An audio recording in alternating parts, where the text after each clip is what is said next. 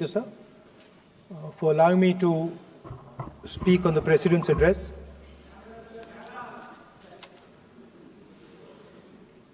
Camera. Thank you. Double thank you, sir.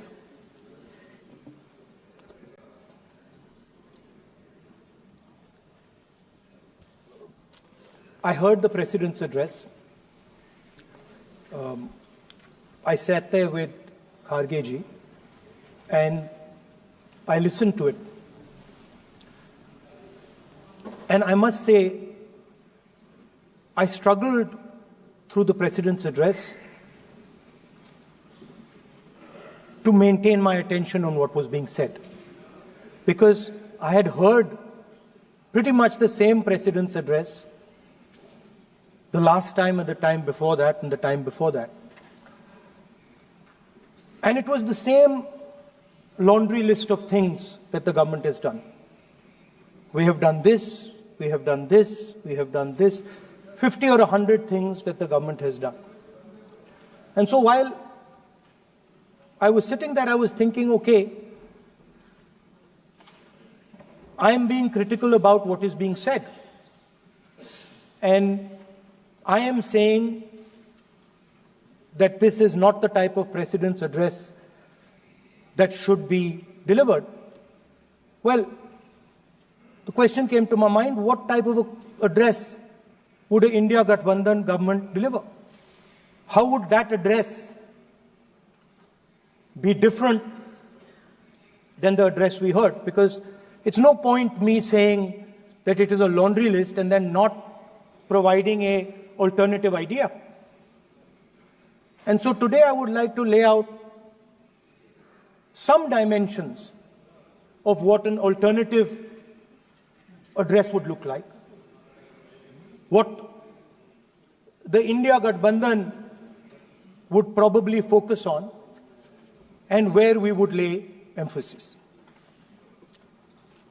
The future of this country is going to be decided by the young men and women of this country, the youth of this country. So I think anything we say has to be addressed to them, has to be spoken to them. The first thing in front of us, and this is something I'm sure the Prime Minister would accept and pretty much everybody in this room will accept, is that even though we have grown fast, we are growing slightly slower now, but we are still growing.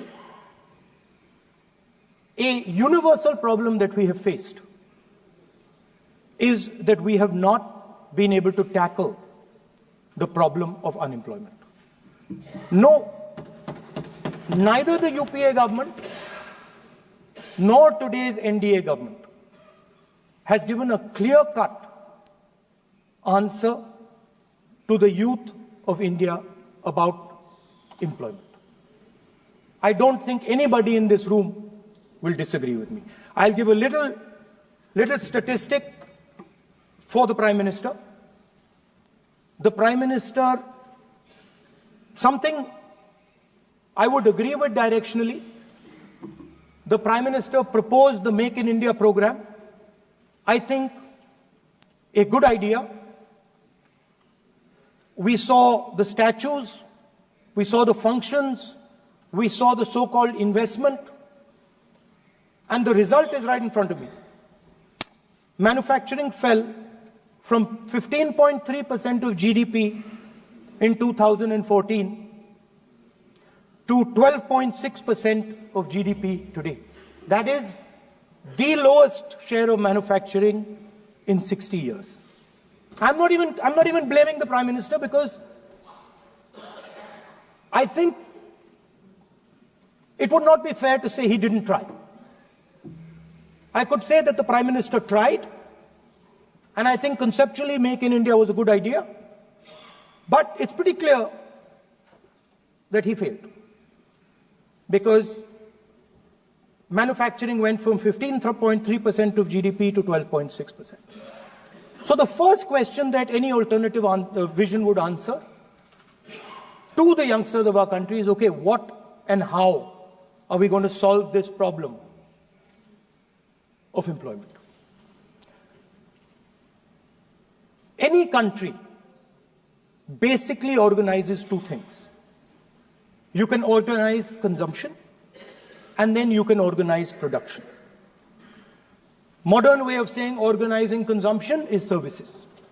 Modern way of saying organizing production is manufacturing. But there is more to production than simply manufacturing. For example, agriculture also is about production. Now, pretty much every government since 1990 has done a decent job on consumption, on organizing consumption. Which are the companies that organize consumption? Uber organizes consumption. Reliance organizes consumption. Adani organizes consumption. But we have, as a country, failed in organizing production. We have excellent companies that try to organize production. They are the Mahindras of this world. They are the Bajajes of this world. Part of Tata's organizes production, but the record of the country on organizing production is dismal. And essentially what we have done is we have handed over the organization of production to the Chinese. So this mobile phone, even though we are saying we make this mobile phone in India, that is not a fact. This phone is not made in India. This phone is assembled in India. All the components of this phone are made in China. The network that has produced this phone is made in China, is owned by China.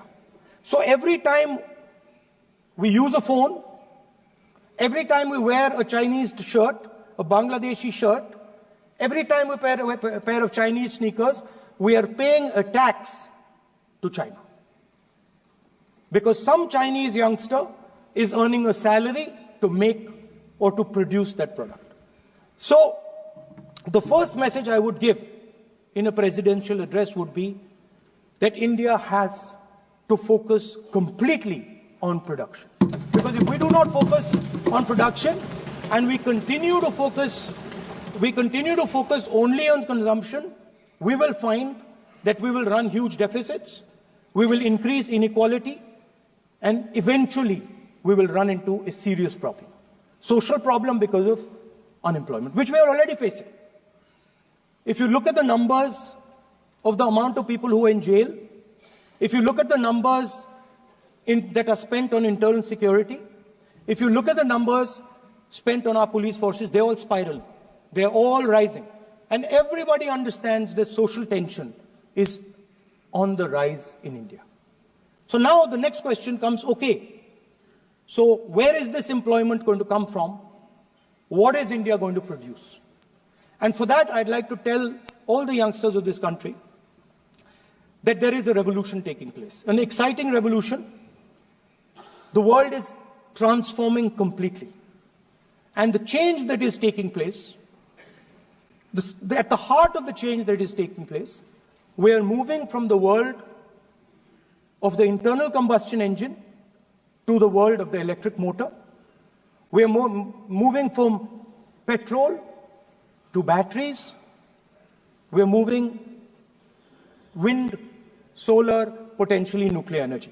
So our entire way of moving is changing. And this is going to change every single thing. It is going to change warfare. It is going to change medical treatment. It is going to change education. It is going to change how we eat. It is going to change every single thing. Now, the last time there was a revolution, called the computer revolution, the government of India had a clear focus. We looked at that revolution. It was the Congress government. We looked at the revolution and we decided clearly that we are going to focus on the development of software. And we rode the wave of that revolution. And today you can see the result. I remember people laughing. I remember people laughing when the computer was being talked about. You mentioned Mr. Vajpayee. I respect Mr. Vajpayee, but Mr. Vajpayee gave a speech saying that computers are of no consequence to India. So, what is important when there is a revolution? What is important is that you understand what are the drivers of that revolution and where exactly do you need to focus, where exactly do you need to sit in that revolution. I said that this revolution is going to change everything. And I want the youngsters in this country to think about it. There is a war going on in Ukraine. The war in Ukraine is actually a war between the internal combustion engine and the motor, the electric motor. The electric motor is inside the drone, the engine is inside the tank. And if you look at what is going on in Ukraine, the tanks are dying by the thousands. And small little drones with electric motors, small batteries, not much bigger than that, are destroying the entire tank artillery infrastructure of both Ukraine and Russia. So the drone is the electric motor. The drone is the battery. The drone also needs to see. So the drone is a camera. In the same way, electric cars